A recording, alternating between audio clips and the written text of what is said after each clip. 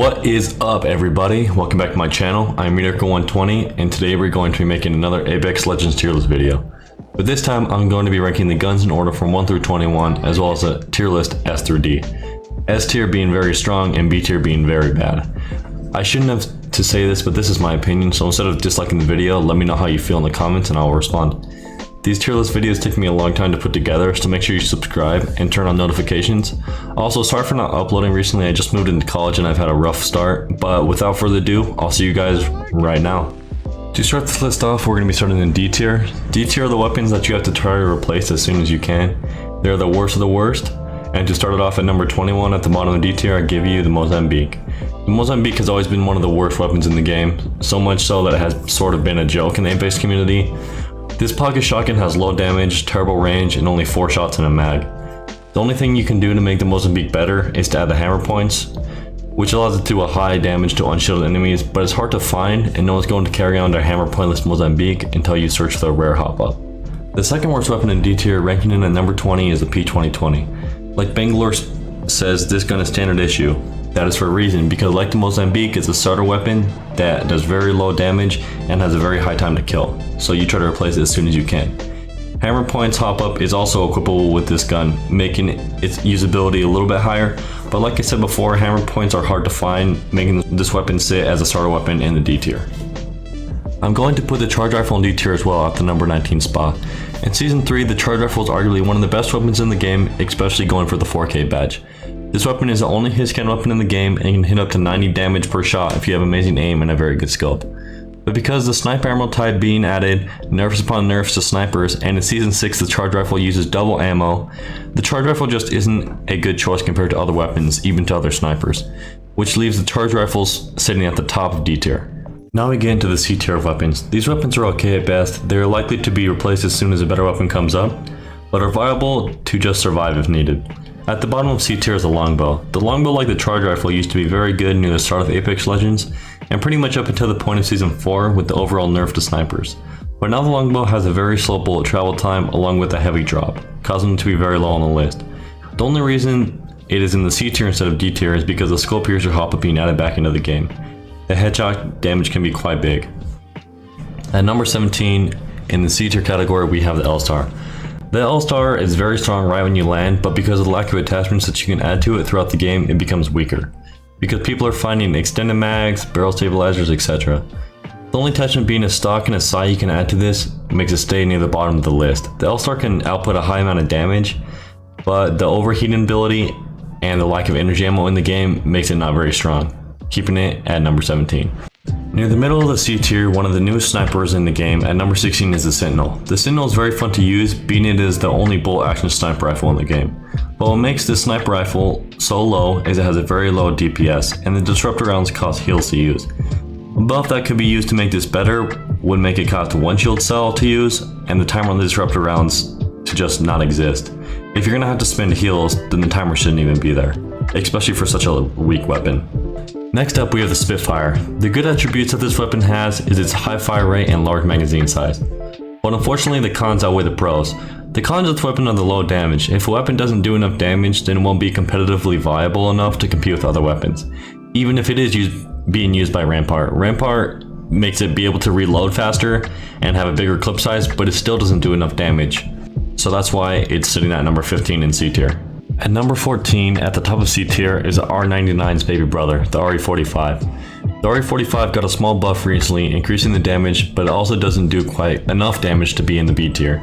This gun is very close to the middle of the rankings because of its averageness. It isn't too good, but it isn't too bad by any means. It's an okay gun to use throughout the whole game, but there's many better choices. Another gun that isn't good or bad is the Alternator, sitting at the bottom of B tier at number 13. The Alternator is like a mini assault rifle. It has good range, but its damage drop off is quite large, meaning the reason that it's mini is because it doesn't do a lot of damage at long range. It's an SMG that is usually replaced by other SMGs like the Prowler or the new weapon, the Volt SMG, leaving it at the bottom of B tier. It can strafe pretty good and has decent hip fire, it's just not viable enough to be used. The second shotgun to appear on the list is the EVA. The EVA can be very strong, but the reason that it is placed so low is because it is outclassed in almost every other way by the other shotgun on this list, the Mastiff. The EVA is a semi-automatic shotgun that isn't as good as it used to be because the time to kill was reduced. meaning if you miss even once against an experienced player with like an SMG or an assault rifle or a gun that can kill you pretty fast, you'll probably be dead before you can get the shots off and need to kill them.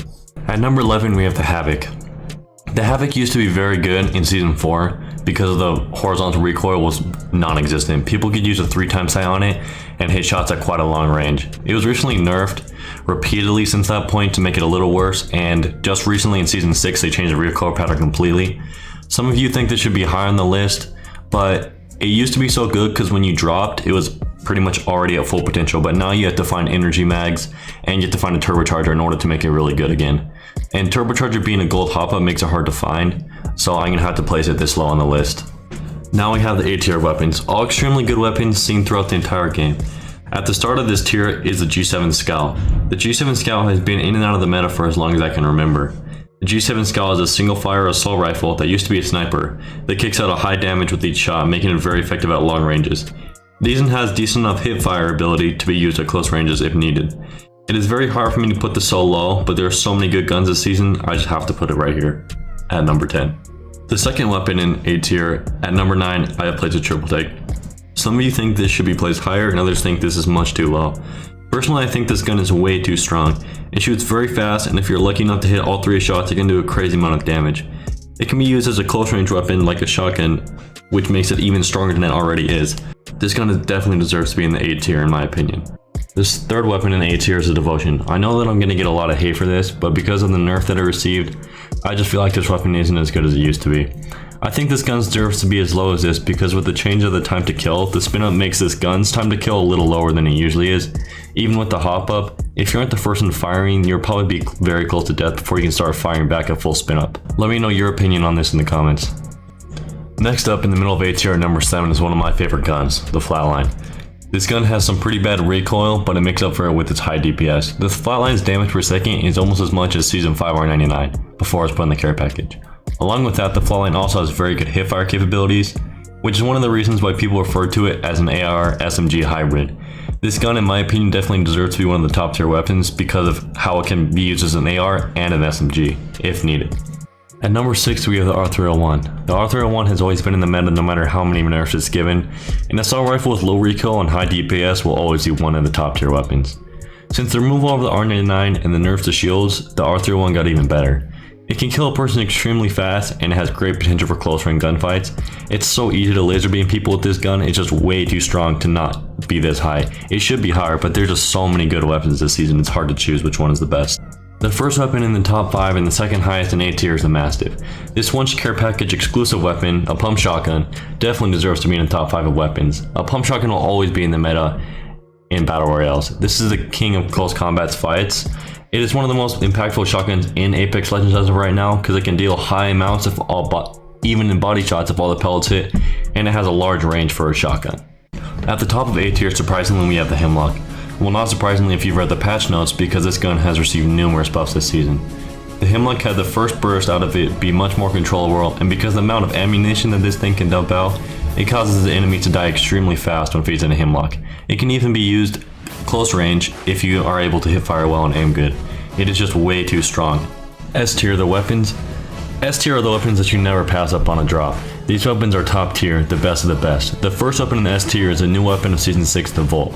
The Volt basically replaced R99 as a fully automatic quick killing SMG. The Volt has very good accuracy even at long range and has a decently quick time to kill. The only thing that holds it back is a small magazine size and low spawn rates of energy ammo. Other than that, this weapon is very strong and you should not pass it up. At number 2 on the list is the Wingman. The Wingman is a staple of a sweaty player. It can dish out very high damage with only one catch. You just have to hit your shots. And for some people that can be quite difficult. The Wingman also doesn't require very much ammo, so you can be very cancerous and carry on as many grenades as you want, making it competitively viable as well as very fun to use.